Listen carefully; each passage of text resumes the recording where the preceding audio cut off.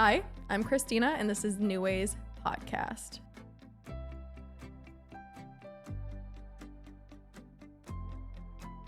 Today, my guest is a licensed therapist. Salma, thank you for being here with me today. Thanks for having me.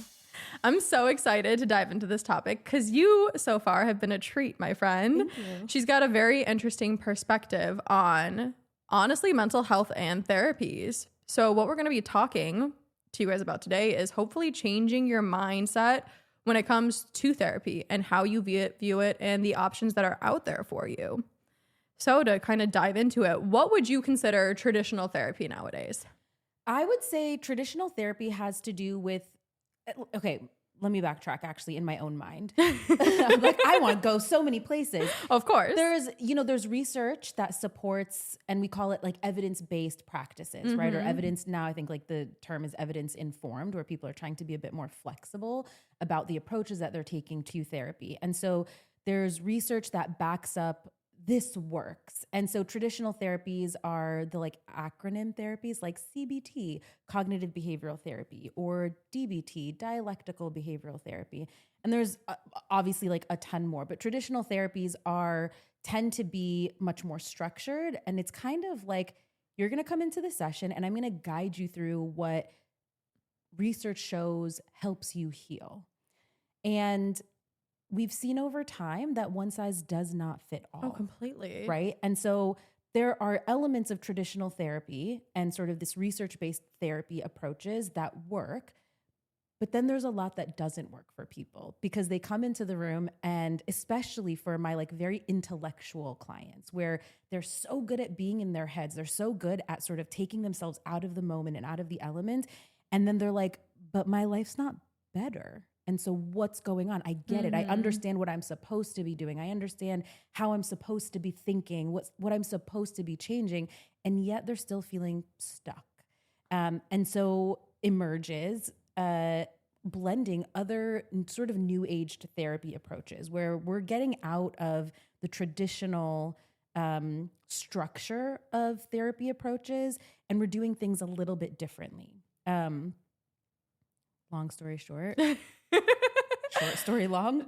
Kind of, yeah. So you're pretty much saying is like traditional therapy is kind of based off of like best evidence-based practice, like things that we've done studies on. But the one thing that I've kind of learned from listening to different podcasts, reading different books, like honestly, it's just out of history is that something that was relevant then oftentimes is proven wrong in the future. Like we are constantly seeking seeing new evidence and new outcomes from different types of therapies, and what worked one way once probably doesn't work now. If we took old methods in any walk of life and tried to implement them now, we are in a completely different time. Absolutely. So that's where I'm like, unless we're constantly on like an everyday basis trying new things, we're not going to know what's the actual quote unquote best thing for this moment because it was all done in the past, and what's in the past is in the past. Well, there's also this push for, and I don't mean to discount doctors and people who have licenses myself as people who have studied these practices and sort of have a space of knowledge to help guide people. But at the end of the day, the most important knowledgeable person in the room is not the therapist. It is the client. It is the person who is walking in with their life experiences and guiding the conversation and guiding their own healing, right? It's not my job to tell you what your healing is supposed to look like. It's my job to be a passenger on that journey because you have invited me in. That you are like, you know what? I think I need a little bit of direction here. So I'm going to be the passenger and say, hey, I think we should turn right here. What do you think? Yeah. You know, instead of taking the wheel and directing you, because at the end of the day, when therapy ends or our therapeutic relationship ends, I'm not in your life living your life.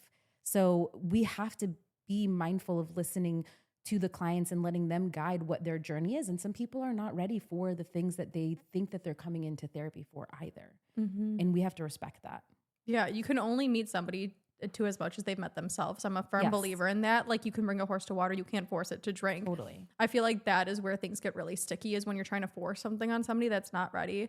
In all honesty, from like being in so many different fields when it comes to like mental health, wellness, the medical field, the best practitioners that I do know are the ones that are open and receptive to change. Absolutely. The ones that are open to like new ways and modalities, as long as it works and we see the results quotations that we kind of want. And who cares how you get there? And the results, like the definition of results changes over time. Oh, completely. I've had people sort of come in with a particular goal. And like, I mean, I'll start off with sessions like that where I'm getting to know them. I'm getting to know what their goals are so that I have that in the back of my mind. And then I'm making sure that I'm helping them guide that path of like, hey, remember this was like a goal that you talked about. And I feel like we've sort of steered away from that. Do you want to go back to that? Because sometimes we show up in ways that we don't even realize that we're showing up, and new things sort of emerge where like a pattern of thinking shows up. And sometimes we have our own blind spots, you know, like we don't necessarily see the things. And then I like to think of myself as a metaphorical mirror for clients. And so I'm getting to know them, and then I become a mirror for them. I like to reflect back, you know, whether it's using a bit of like irreverence in terms of like how I'll say things back to them in the way that they'll say them to me. And then, because there's something really beautiful about sometimes things in our mind makes a lot of sense, but the minute that we put them out into the ether and they're out there. Oh, for sure. Like I've done that, you know what I mean? I've done that so many times where I'm just like, I say it out loud. I was like, oh, you're like, did I really just say that? Did that really just happen? Like, wait, that completely, makes no but in your head, you're like, this makes complete sense. I'm completely right or completely wrong, but you say it all and you're like, wow, that was fucking stupid or like, fucking genius. Either way. To me, it's worked in both ways, where in my head, I'm like, this sounds and this looks so stupid, but I do it out loud. And the person that I'm sitting with, when I finally said it, was like, that was extremely profound and deep. I do think that we love to live in our heads so much. I'm guilty of it. It's safe. It's safe to be in our own heads. I don't think my head is that safe, to be honest with you. Well, I mean safe in the sense that like no one else can penetrate it, that we have full control of being in our heads. Okay. Do you know what I mean? Like, and I get like sometimes we have like we have different parts in our heads, but I mean safe in terms of familiarity. What's familiar to us is what we tend to stay in. Okay. We're much more uncomfortable breaking out of and being in uncertainty. So if we get out of our heads, anybody can come in. Yeah, as well as it's safe because of those thoughts that you do have in your head. Like I will say, a lot of times when I think of traditional therapy, I'm sitting there talking to somebody and you're sitting there and you're kind of like, I don't know if I should say this because I don't know if it's socially appropriate. I don't know if this is okay. But so in your head, it's safe because you can have that conversation with yourself without being necessarily judged, besides you judging yourself. But at least it's not another person. Yeah. There's a difference, you know, you're highlighting something that I was just thinking about literally on my drive over here, of like this difference between like being exposed and being seen. And exposure is about a lack of autonomy and choice. And it's sort of like being forced into showing parts of ourselves. Whereas the being seen is we're in control of showing what we want to show. And we give ourselves permission to take that mask off or keep that mask on. And sometimes there's sort of this force to expose ourselves, and that's really unsafe. Whereas being seen is a safer way of showing up, showing ourselves, allowing ourselves to feel and build the trust that we will be taken care of, that we will be loved and cared for no matter what, that I can show these parts of myself and I'm not going to be abandoned in them. Exposure, there's a lot of fear in abandonment, fear in that, like, can I say this? I'm not sure if I'm allowed to say this. And there's a lot of risk in that. And there's a lot of fear behind that. Right. See, when I think of being seen though myself, and let alone I've gone on like a roller coaster of different therapies, different modalities and stuff like that. And I can honestly say that I do love who I am. And I do feel like maybe I have a mask on sometimes, but for the most part, now I feel most seen when I am showing up as my true authentic self, when I am speaking my mind. Because then there are those moments where I'll go home and I'll sit and I'm like, wow, I actually didn't show up how I wanted to. And I don't beat myself up about it to feel bad, but like it's such a more freeing feeling when you are seen for who you are versus seen from what you want people to see you as. Yeah. You know what I mean? Like it's two different like energies to it, and it blinds you in certain ways. I'm really curious to hear your experience of like your journey to get to the comfort of being authentic. And then also, how do you know the difference when you walk away from a situation, you're like, I showed up authentically. And then you walk away and you're like, ugh, that was not me. Like I masked in that. Like, how have you learned that difference? Yeah. And I think this kind of really goes along nicely with the topic that we're talking about too, though, because I feel like it didn't happen just through one thing. All honesty, like my experience with your traditional talk therapy, I'm sitting in a chair talking to a therapist. that was probably the worst experience I've ever seen. And I don't want to turn anybody off from just like that type of quote unquote traditional therapy, because it can be extremely beneficial when you have the right person. Yes. For me, it wasn't. So I feel like me finding the right people to talk about things with definitely helped. Places that I do feel like it's a safe space. The practitioners that are open to different modalities of doing things. I've done somatic therapy. I'm not going to lie. I've worked a little bit with plant medicine. And honestly, a lot of my therapeutic experiences happen from group settings, like ceremonies, or like after a yoga class, somebody decided to hold space and we're all talking about our emotions, just letting it flow. Like it made me feel safe being who I am. Yeah. Like those were things that were very, very influential in my life. And I do think that also too, I do think certain people are born with a certain level of like self-awareness as well as self-confidence. And I'm not going to lie, I feel like I'm a little bit above when it comes to self-confidence from a young age. Like I always did not like being the person to like shut up, to say the least. Like I always really much wanted to speak my mind. It got toned down as I got older because that's what usually happens. But I do think that was ingrained in my core. And then finally, when I felt safe in an environment where people talk about these things is when I allowed it to come out again. And I gauge how I'm being truly who I am is because it's so funny, because the more you are kind of self-aware is the more you can catch yourself when you're not being yourself, right? Yeah. So there were moments where I'm like, wow, I literally just said this to like squash a conflict maybe. And I do think there's a time and a place for everything. Sure. Like don't go adding fuel to the flames when you know it's not going to be good for you. But I'm like, wow, I actually just toned myself down there. And I don't think I had to. I think it's just being very, very self-aware and then going back. I'm just like, no, it didn't cause any harm. But I'm like, that's not me and that's not who I want to be. And every single day you get to kind of choose who you want to be. Yeah. So it's just like, it's a slowly gradual thing where I catch myself in little moments, and the more I do it, it's less and less. But I think it's just being self-aware, to be honest with you. Well, and I'm hearing such an important piece that you're talking about too, is that it wasn't just like the self-work that you were doing and allowing yourself and giving yourself permission to do those things and challenging yourself and seeing how that lands. But it was also finding the environments that helped foster that strength in you to continue to show up and do those things. When you had that safety, that led to you taking more risks and learning that those risks are worthwhile, even when the risk doesn't pan out, like somebody harms you or like says something that like shuts you down, but you're strong enough to know like that wasn't a reflection of me, that was a reflection of them, or this environment ended up not being like the safest place for me. So it's really about like that community and that connection that we build that helps. Definitely. And I'm also a huge advocate for honestly like exposure therapy, as long as it's in, once again, like the safest way possible. But so once again, we live in our head. So many people like to create all these different scenarios about doing something that they never actually do it. They're paralyzed by the fear. But the one thing, I'm a big person on reflecting, big person on exposing myself, because then you realize you're like, wow, this thing that I was so scared of, or like this part of me I was so scared to show, I didn't fucking have to be scared of showing it. I didn't have to be scared of doing it. And that builds your confidence and your like self-esteem enough to move forward and be like, how can I show up more as myself? Yeah. You know what I mean? Yeah. The challenge with that too, though, is how we experience fear in our bodies. And I think it's so interesting that what we say verbally to ourselves changes the experience, obviously, right? Yeah. Somatically, anxiety and excitement literally look the same in our bodies. I've said that before. Your heart starts to race. Yes, you start to get like, if we removed if we removed defining like I'm about to go on a roller coaster and I'm so excited and I'm just like jittery and shaky and I can't stand still and I'm moving around, but I have a smile on my face because I'm excited to ride this roller coaster, versus I'm about to go on a first date and I'm so anxious. No, I can't get out. I can't leave the house. I'm just going to cancel. Your body is literally going through the same thing. And yet our minds make it a completely different experience. And on one hand, we can handle it and we're excited. We get on the roller coaster, we do the thing, and we take the risk. And then on the other hand, we completely fold. Like we have the power in our own minds to change that experience. Somebody's told me too recently. It was like a podcast about how to conquer jet lag, to be honest with you. But it's so relevant. That's great. I know, but I'm like, this thought process is so relevant in life though, as he was literally saying, he's like, tell your mind one thing and the body will follow.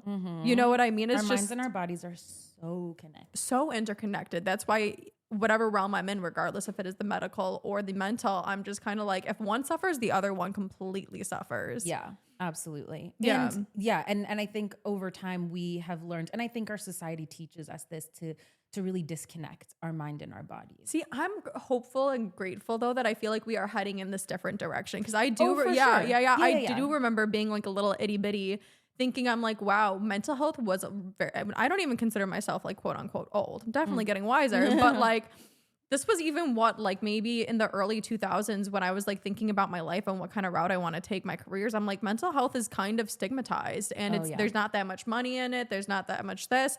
It is so crazy, and I'm so blessed to see how it's actually flourished over the past decade, to be honest with you. So I'm very, very hopeful. I am too, and there's still a lot of barriers that exist. Yeah. And I wanted to go back to two things that you had like brought up earlier in terms of like the safety piece and just finding like the right therapist.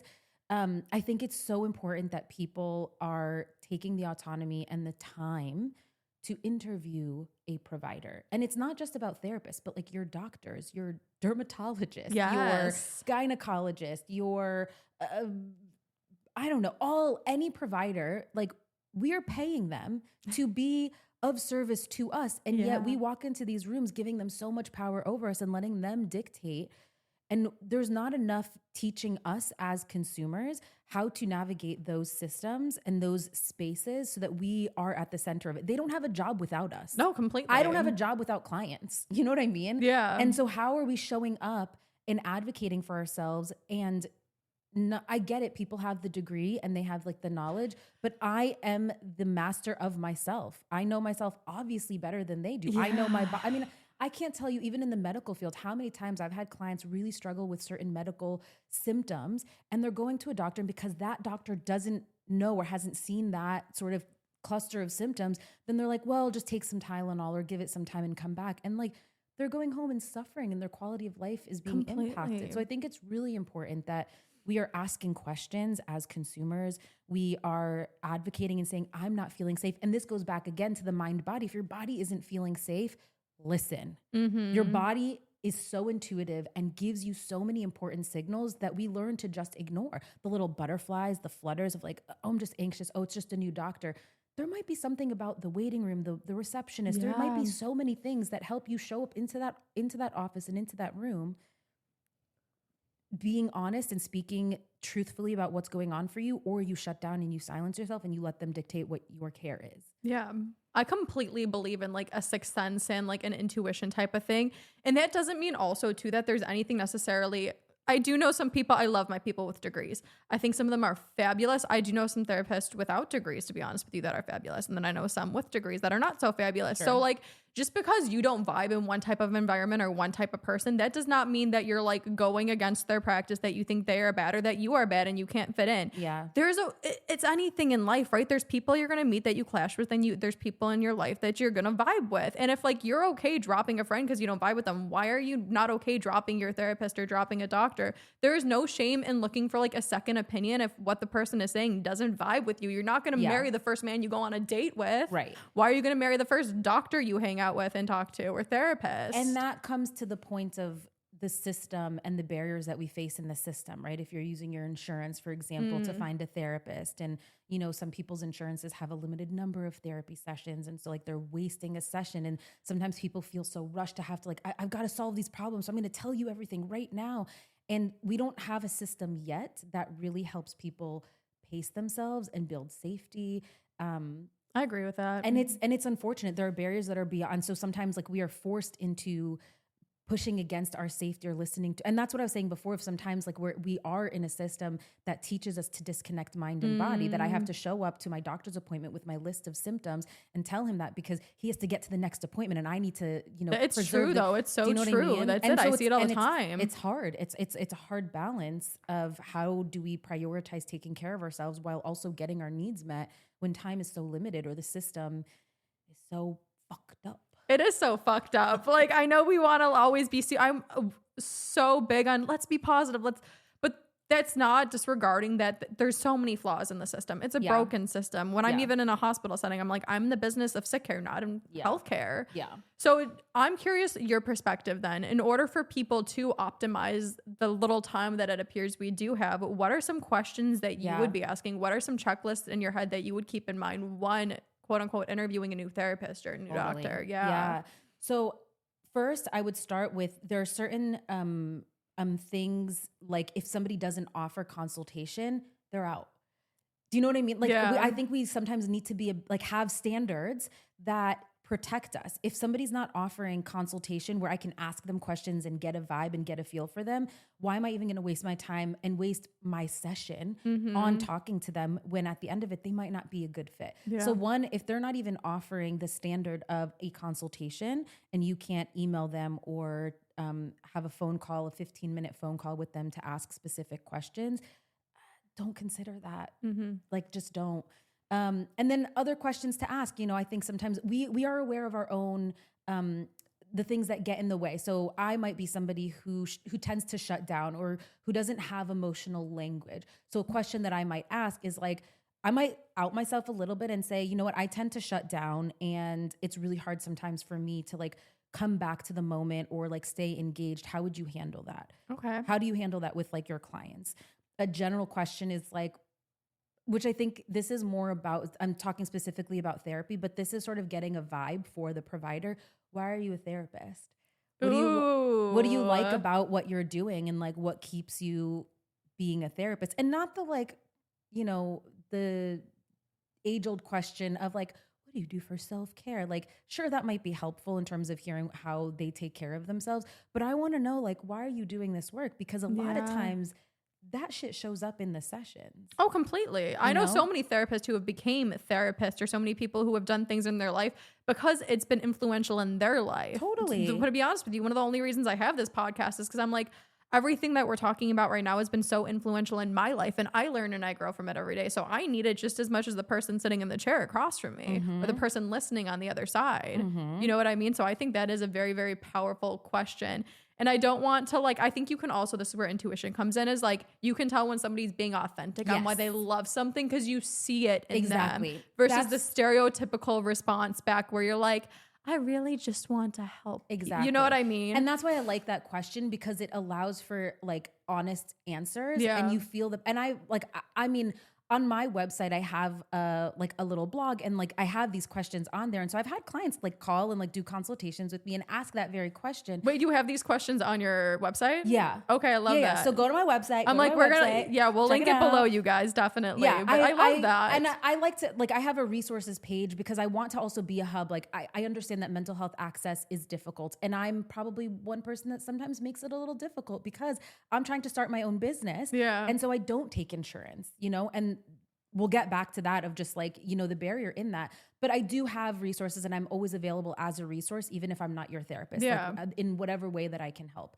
But anyways, the asking that question allows for people, the therapist, to answer honestly. And to your point, if they're not answering honestly or they're sort of giving you a cookie cutter answer, listen. If your therapist can't be honest with you, how are you going to be honest with your therapist? Exactly. Do you want to be honest with? Yeah, exactly. And I've had people be like, "Wow, I really love that answer. Like, I hear the passion in what you're talking about." I'm like, "Yeah, because I love what I'm doing. I love being the person." As a little self-disclosure, and I say this to like my clients, I'm like, I grew up not having a person, not having the safe spaces, so it's really important for me to be a safe space for people. Yeah, I understand firsthand how important that is to have a safe space, and so I've made it my life mission. I've literally made it my career to create safe spaces for people who otherwise don't have that. And when I talk about that, people are like, okay, I feel it. Like this is, and they get excited. They want to do, yeah, man, come do therapy. Yes, I think therapy is great as long as, once again, you find the right practitioner. It's been so influential in my life. And on that kind of note too, you guys check out her website because I'm sure there are a bunch of other amazing resources and questions to ask. I'm also curious too, because one thing we briefly spoke about before is there are so many different types of therapy out there, and therapy doesn't have to be this thing that's heavy and hard all the fucking time. It can be something that's very, very freeing for your mind, body, and spirit, and you can have fun with it. What are some of the most influential therapies that you've experienced? Yeah. So, I'm gonna put another little plug. Yeah, please. Because this goes back to the question thing, and then I'll answer that other question. Yeah. Is I think as a consumer and as a client, it is our responsibility to do some research. It's not our job to go get a therapy degree and then, take that into the therapy session, but be informed about what modalities are out there. I also have a blog about that. What are different types of modalities so that you can get a better sense. And I remember when I was working with my therapist, and I did a consultation call and I called her, and the way that she described the type of therapy that she did, I literally just started crying over the consultation call because I was like, what I need. I feel it. And so when you're asking these questions, you're like, what kind of therapy, like, how do you approach it? What kind of work do you do? What are you like passionate about? Like, how do you therapy people? Yeah. The way that they answer that matters. And so for me, the most influential is IFS, internal family systems. And essentially this is really working on like the parts that live inside of us. And so we are different parts made up of like a whole person, and there are different parts, and this is not like multiple personalities kind of a thing, but you know, the anxious part that shows up when we're like out on a date, or you know, you know how sometimes people are just like, oh, I'm an introvert, but when I'm with my friends and the people that I know, I'm such an extrovert. I'm so big on duality, to be honest with you. I'm like so sick of like, let's stop fucking labeling things, saying I'm this, and that. I'm like, I'm absolutely everything. Yes. Because around certain people, I'm a completely different person than another person. And I don't think that's me being fake or abandoning who I am. I just think that we are multifaceted. And we have these different realms of emotions for a fucking reason. So embrace them, embrace what comes up and who you are, for sure. Yeah. So IFS does a lot of that kind of work, and it's more about like the protective parts that show up. So for example, if somebody's had maybe like trauma when they were younger and they've learned to shut down, or they've learned to sort of silence themselves because it wasn't safe to have a voice in their like family unit, for example. And that part when they were younger showed up for survival, but now in their adulthood, maybe that part shows up in their workplace. And so the IFS sort of approach might help break down that barrier and reminding them, hey, you're safe. Like, you're not in the same like trauma or environment that was unsafe for you. And so being able to sort of break out of those. So that I think has been really influential. I think you mentioned this before, just like somatic work. I really love somatic work. Like really just getting back to that connection between mind and body. And then actually I'm going to talk a little bit about improv therapy. I was waiting for you to say that, because when you told me this, I've actually never heard of that type of therapy, but it's so right though, that because so many things can I designed it. Yeah. So many things can be so therapeutic though. Like if somebody's like, that's not therapy, fuck you. It is if it makes me feel better. Okay. Absolutely. Yeah. And so improv therapy is my baby. So I've been doing improv for over a decade. And as I was showing up in these spaces, I found that there was a lot of like, you know, therapeutic value to the work that I was doing in improv. And for me, improv was like performative. It was play. I mean, I'm getting up on stages. I'm doing those things. I do musical improv. And so I enjoy that. However, the lessons that I was walking away with, you know, one of the core tenets, if anybody's familiar with improv, is yes and. Yeah. And we often live life with like yes but, and we're sort of like negating. And so I don't even think a lot of people say yes, but or there's like the no, right? Yeah. And so for me, improv therapy, what I developed out of it is it's using improv techniques. It's not about performance, but there is play and there is storytelling and there is movement. All are somatic interventions. And it's in pursuit of emotional flexibility. It's in pursuit of connection, and it's in pursuit of building our confidence. And so it's a group setting. You also talked about like some of the most important spaces for you were about it groups. Allows you to feel safe being seen. Absolutely. Because you're not just with one other person who's only there for you. You're with a group of people and they're all there for you, even if you didn't think they were. We are tribal in nature. Yeah. Like babies are not born and then thrown into the wild and be like, survive, figure it out, right? Like they need community. We need each other to survive. And I'm not saying that like solitude is like bad. Like sometimes we need that time to retreat, but our survival over the course of time is not because we are superior beings. It's because of community. And so building that connection and getting back to that connection. And then I think you had said this earlier of being able to feel safe in those connections, taking risks when we're making connections, right? And so for me, improv therapy is about the storytelling. It's about the connection. It's about the movement, and it's about the play. Yeah. I am definitely a therapist who I remember I was working in college mental health, and I remember one of like the receptionists, I was like walking out one day and she was like, I just love seeing the way your clients walk out of like the room with you. She's like, they're always smiling and just like you open the door and there's just big laughter. And I know that your session is over. And I was like, thanks. I love that. Yeah. They're like, they come in feeling one type of way and then they walk out feeling another way. And it's not because I'm like poking fun at mental health, but I just don't believe that everything needs to be so serious and heavy. Life is funny. Yeah. And not that we need to like laugh at it, but we do need to be a bit more like playful and lighthearted, because when we can relax and we can play, we can learn. We need to regulate our nervous system. Our nervous system needs to be calm in order for us to integrate any new information. If I'm sitting here like anxiously talking to you and I'm just like, I'm so closed off physically, mentally, emotionally. I'm not allowing connection to happen. I'm not allowing an openness to happen. But when I can open up emotionally, mentally, physically, there's so much more that we can gain and learn and give. And so improv therapy, come do improv therapy.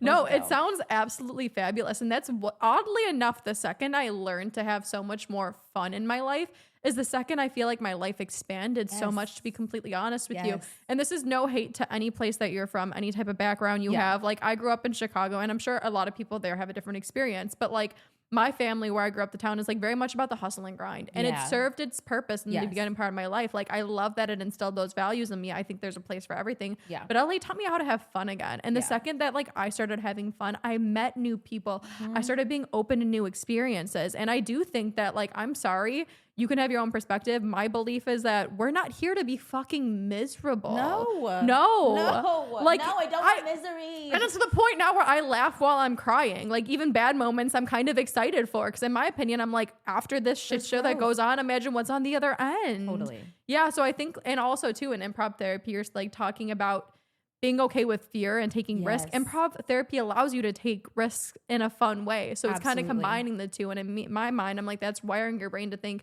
that addressing the fear can be fun and safe also. And it's learning to love failure, right? We're so afraid of failure. We shrink ourselves when we define failure, right? And like, what is, and we sort of give up. We're so used to giving up. If I fail at something, if it didn't work out. And you said this before of like, you know, it's all about redirection and protection, right? When things don't work out, it's not the end. It's a new beginning. I don't also believe in things, quote unquote, like not working out. Cause I'm like, if you can see like, hey, I tried this one thing. It didn't work out exactly how I wanted to, but I've learned something. I don't know one person who's ever done something that they wanted to, and on the other end, that was a complete waste of time. You've learned something. And to me, that's not a waste of time. Never. Yeah. It's never a waste of time. Learning and evolving.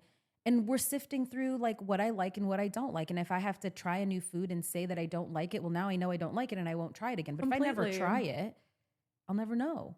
Yeah. We don't know what we don't know. So let's go out there and know. Let's know things. Let's go. Also, too, I'm like, moving to me isn't scary anymore. Because if you do look at the logistics of a lot of things, I'm like, you could always go right fucking back to where you were anyways. Okay, you tried therapy and you didn't like it. You're back to not having a therapist, which is where you were anyways before. Like, you really don't have so much to lose if you realize the loss is actually you just going right back to where you were anyways. Exactly. Snap back to, and we are so good at snapping back to what we are familiar with. We know it. It's ingrained in our bones. And so, yeah, try things. Definitely. Give yourself that opportunity.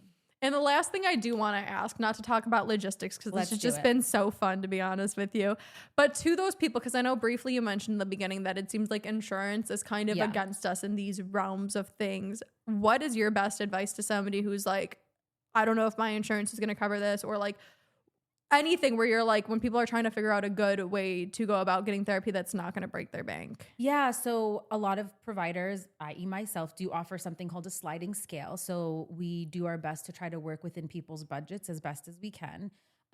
Insurances do, and here's the thing, sometimes we have to be our biggest advocates. So if you're finding a therapist who offers something that's not within the network that they offer, there are things called a single case agreement. There are out of network benefits. And if you advocate for yourself and you're making a case for yourself and you can prove that, like, for example, I specialize in eating disorders. I'm also a person of color, and there's not a lot of therapists in, if you look at your insurance website and you're like, okay, I need to find a therapist and here are some of the criteria. I want somebody who has maybe the same faith background or can relate to my identity and also specializes in this thing. When you start to put those filters, you might not actually find somebody within an appropriate radius that fits the mold that you're looking for. And that's where you can then sort of make a case for yourself with your insurance, and that's what a single case agreement is, where it's just like, you as an insurance company are not offering the service that I'm looking for. And so let's make a deal. And so I didn't even know that was possible. Yeah. Yeah, that's what and I think like sometimes insurances make it difficult. Like for example, I'm working with a client right now where I'm trying to work on getting a single case agreement, and just the automated system is so frustrating. Oh, where you can't even talk to a human. You just have to keep pressing buttons and you're like, I'm going to throw my phone against the wall right now. And so now imagine that you're like struggling and you're looking for support, and then you have to do this logistical stuff. So I get it. I get that it's difficult. And that's where maybe we start to learn to like ask for help, or somebody else who isn't, maybe I'm not the one that's like feeling like really depressed or anxious and I need that help. So I might ask a friend to help make this phone call for me so that I can get the care that I need. So there are things like in terms of working around insurance, there are things in terms of sliding scale fee. And then at the end of the day, like I'm going to say it, like, is there a price on your well-being? I say you always pay for it in one way or another, to be honest with you. Yeah. Whether you're suffering and miserable, years of misery, or you invest in it. And there are providers out there who are within your budget. And I get it. It is tough to navigate the system and to ask the questions. But this also goes back to what we were saying before. Ask those questions up front. Have standards, right? Like don't just settle for somebody because like, you know, you're on, I don't want to say certain company names, but like this is just what they're offering and they just assign you a therapist. So, and that's what you can afford. So therefore you're just going to do it. Then find a different system. I know it's hard. It's very necessary. I completely agree. It's necessary.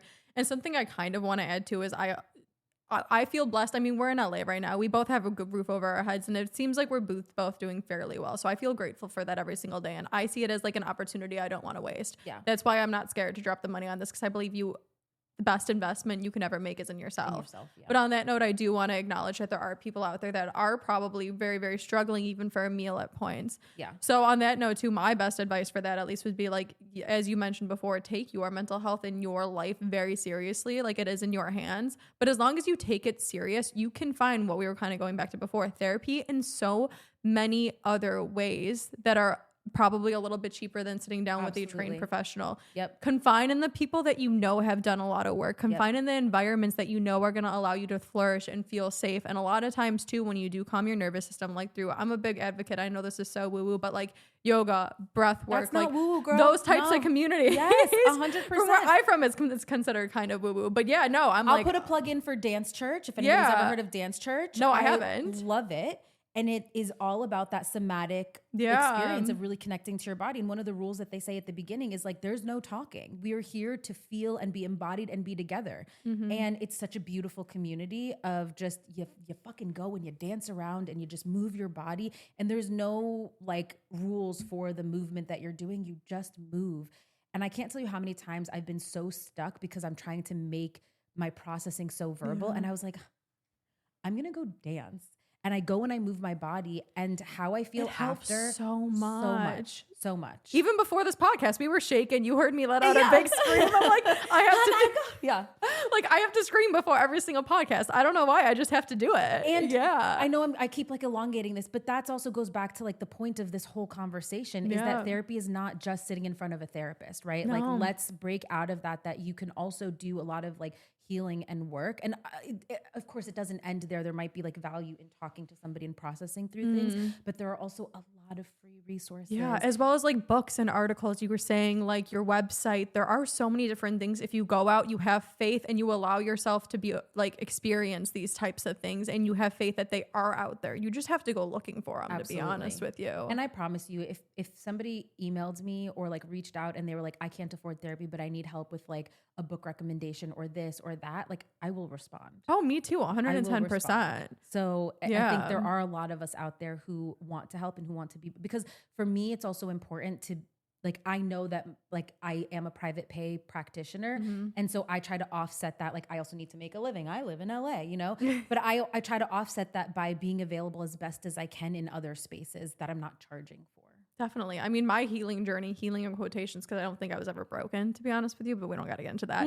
My journey started literally just by me picking up a book, and then it was on a roller coaster. Like it started independently, and it's turned into like this beautiful thing of a combination of modalities and communities. Amazing. So to kind of close out then, my last question would be to anybody regarding therapy, what is your best advice?